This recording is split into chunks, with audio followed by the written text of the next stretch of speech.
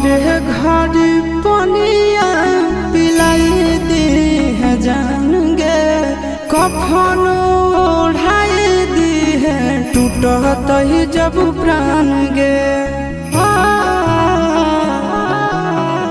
मरे घर पनिया पिलाई दी है जान गे, कफन ओढ़ाई दी है टूटत ही जब प्राण गे।